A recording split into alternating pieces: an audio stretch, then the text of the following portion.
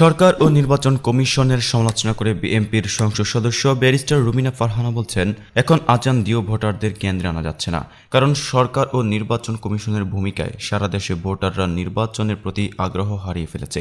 সোমবার জাতীয় সংসদে জরুরি জনগুরুত্ব সম্পন্ন বিষয়ে মনোযোগ আকর্ষণীয় নোটিশের উপর বক্তব্য রাখতে গিয়ে এই কথা বলেন তিনি।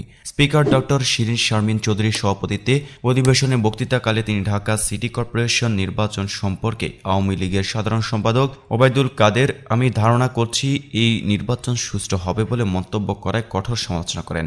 ব্যারিস্টার রুমিনা বলেন, নির্বাচন পরিচালনার সব দায়িত্ব নির্বাচন কমিশনের।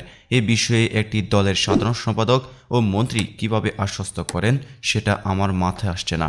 ভোট সুষ্ঠু করার দায়িত্ব যখন তিনি নিচ্ছেন তার অর্থ কী?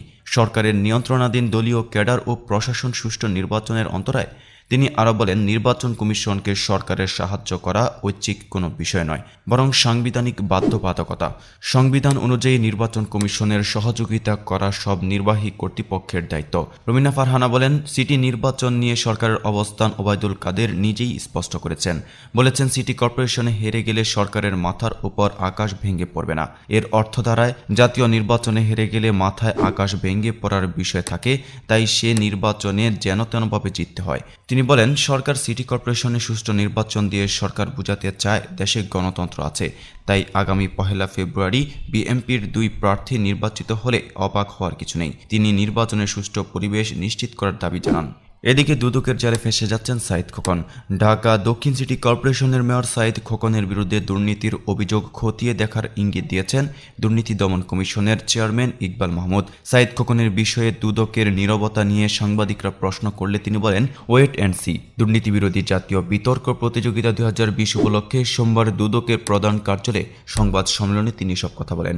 এ সময় মেয়র খোকনের বিরুদ্ধে নানান অভিযোগের পরও তার ব্যাপারে নীরবতা, অথচ তার এপিএসকে দুদকে তলব নিয়ে প্রশ্ন করলে দুদক চেয়ারম্যান বলেন, আমরা নীরব না, আমাদের যে চোখ নেই তা না। দুর্নীতি যেখানেই ঘটছে সেখানেই তথ্য উপাত্ত সংগ্রহ করা হচ্ছে এবং আমার জানামতে অলরেডি একটি মামলা হাইকোর্টে আছে যে কোনো একজনের বিরুদ্ধে। তিনি বলেন, 10% বা 5% এসব বিষয়ে আমাদের কোনো বক্তব্য নেই।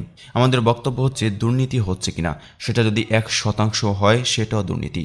Wait and C. দুর্নীতিটা কিভাবে ঘটছে সেটা যদি পিএস এপিএসরা বলতে পারে আমরা খুঁজে বের করব। সুতরাং চিন্তা করার কোনো সুযোগ নেই যে আমরা পিএস এপিএস দিয়ে শেষ করব। তিনি আরও বলেন, পিএস এপিএস ছাড়াও যারা যুক্ত ছিলেন, যুক্ত হয়েছেন বা যুক্ত আছেন আমরা খুঁজে বের করে তাদেরকে আইনের আওতায় আনব। আপনারা দেখেছেন কাউকে ডাকতে আমাদের কলম কাঁপেনি, আমরা ডাকি তাকে সুযোগ দেওয়ার জন্য। আমরা বলতে চাই আপনি আপনার বক্তব্য বলে যান, বক্তব্য যদি সঠিক হয় আমরা তা গ্রহণ করি, সঠিক না হলে তা অন্যভাবে শনাক্ত করার চেষ্টা করি। গত 14 জানুয়ারি ঢাকা দক্ষিণ সিটি কর্পোরেশনের মেয়র সাদেক খোকনের এপিএস শেখ কুদ্দুসকে জিজ্ঞাসাবাদের জন্য তলব করে। তলবি নোটিশে তাকে আগামী 21 জানুয়ারি হাজির হতে বলা হয়েছে। ওই অভিযোগে বলা হয়, ঠিকাদার জিকে শামীম সহ বিভিন্ন ব্যক্তিদের বিরুদ্ধে সরকারি কর্মকর্তা সহ প্রভাবশালীদের শত শত কোটি টাকা ঘুষ দিয়ে বড় বড় ঠিকাদারি কাজ নিয়েছেন। এছাড়া বিভিন্ন অনিয়মের মাধ্যমে সরকারি অর্থ আত্মসাৎ, ক্যাসিনো ব্যবসা ও অন্যান্য অবৈধ কর্মকাণ্ডের মাধ্যমে শত শত কোটি টাকা অবৈধ প্রক্রিয়ায় বিদেশে পাচার ও জ্ঞাত আয় বহির্ভূত সম্পদ অর্জনে অনেকের বিরুদ্ধে অভিযোগ রয়েছে। এদিকে ভারত বাংলাদেশকে পেঁয়াজ দিতে চাচ্ছে, কিন্তু তা নেওয়ার কোনো সুযোগ নেই বলে জানিয়েছেন বাণিজ্যমন্ত্রী টিপু মুন্সি। সোমবার কুড়িগ্রামের বুরুঙ্গামারি পাইলট সরকারি উচ্চ বিদ্যালয়ের 100 বর্ষপূর্তি উৎসবে যোগ দিয়ে তিনি এসব কথা বলেন। বাণিজ্যমন্ত্রী জানান, ভারতের আমদানিকৃত পেঁয়াজ দিতে চাইলেও আমাদের আনার কোনো সুযোগ নেই, কারণ সরকারের পক্ষে ভারতের অকশানে অংশগ্রহণ করার সুযোগ নেই। টিপু মুন্সি আরও বলেন, আগামী মাসের মাঝামাঝি সময়ে পেঁয়াজ সহ সব ধরনের দাম কমে আসবে। রোজায় নিত্য প্রয়োজনীয় জিনিস সহ পেঁয়াজের দাম সহনশীল রাখতে আমরা চেষ্টা করে যাচ্ছি। এদিকে ঢাকার 2 সিটির ভোটারদের উদ্দেশ্যে জাতীয় সমাজতান্ত্রিক দল জেএসডি সভাপতি মুক্তিযোদ্ধা আসম আব্দুর রব বলছেন, এবার ভোট ডাকাতি করতে আসলে হাত কেটে দেবেন। সোমবার রাজধানীর মিরপুর 6 নম্বর সেকশনে ঢাকা উত্তর সিটি কর্পোরেশন নির্বাচনে বিএনপি মনোনীত প্রার্থী তাবিত আওয়ালের গণসংযোগে এসে তিনি এসব কথা বলেন। ভোটারদের প্রতি আহ্বান জানিয়ে রব বলেন, আপনারা দেখেছেন গত 30 তারিখে ভোট ডাকাতি করে নিয়েছে। এবার ভোট কেন্দ্রে আপনারা আসবেন, আপনাদের ভোট আপনাদের রক্ষা করতে হবে। 1 তারিখে ভোটের লড়াই হবে, ভোটের যুদ্ধ হবে। এবার যারা ভোট ডাকাতি করতে আসবে তাদের হাত ধরে ধরে কেটে দেবেন। যদি 1 তারিখে ভোট হয় আর আপনারা যদি ভোট দিতে পারেন তবে তাবিত আওয়াল নির্বাচিত হবে। তিনি আরও বলেন, ভোটের এই লড়াই গণতন্ত্রের লড়াই।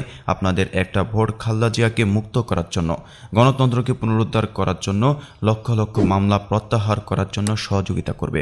আপনারা অবশ্যই ধানের শীষে ভোট দেওয়ার জন্য 1 তারিখে কেন্দ্রে আসবেন, শক্তি প্রয়োগ করে ভোটের বাক্স রক্ষা করবেন।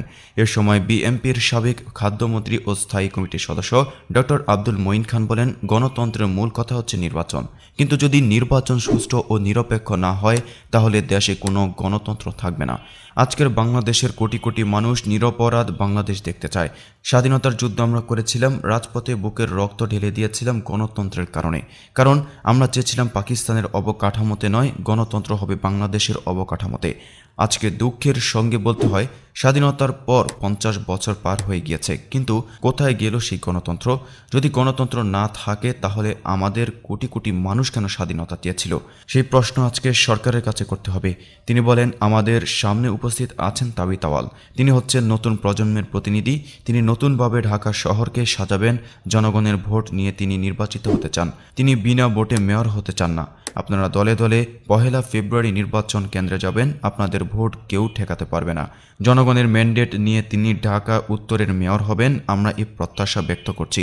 এদিকে গতকাল জিয়াউর রহমানকে নিয়ে ফেসবুকে আবেগঘন স্ট্যাটাস দিয়েছেন ঢাকা বিশ্ববিদ্যালয়ের ভিপি নুরুল হক নূর। গত শনিবার ছিল প্রয়াত রাষ্ট্রপতি বিএনপি দলের প্রতিষ্ঠাতা জিয়াউর রহমানের 48তম জন্মদিন। দিনটি উপলক্ষে সামাজিক মাধ্যম ফেসবুকে স্ট্যাটাস দিয়েছেন ঢাকা বিশ্ববিদ্যালয় কেন্দ্রীয় ছাত্র সংসদের সহসভাপতি নুরুল হক নূর। স্ট্যাটাসে প্রয়াত রাষ্ট্রপতির জন্মদিন স্মরণ করে তার প্রতি শ্রদ্ধা নিবেদন করেছেন তিনি। বিএনপি প্রতিষ্ঠাতাকে বহুদলীয় গণতন্ত্রের প্রবক্তা বলে উল্লেখ করেছেন ভিপি নুরুল হক নূর। আমাদের দর্শকদের জন্য ভিপি নুরুল হক নূরের স্ট্যাটাসটি হুবহু তুলে ধরা হলো। 84তম জন্মদিনে বিনম্র শ্রদ্ধার সঙ্গে স্মরণ করছি রণাঙ্গনের অকুতবয় বীর মুক্তিযোদ্ধা, বহুদলীয় গণতন্ত্রের প্রবক্তা শহীদ প্রেসিডেন্ট জিয়াউর রহমানকে। দলকানারা যতই বিতর্ক সৃষ্টি করুক, মহান মুক্তিযুদ্ধে আপনার অবদান এ দেশের মানুষের কাছে চিরবাসর হয়ে থাকবে।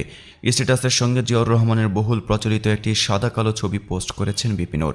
সেখানে দেখা গেছে রাষ্ট্রপতি থাকাকালীন জিয়াউর রহমান খাল খনন কর্মসূচিতে গ্রামের পথে হাঁটছেন।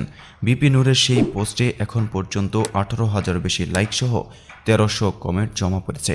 সেসব কমেন্টে ইতিবাচক ও নেতিবাচক মন্তব্য করেছেন নেটিজেন।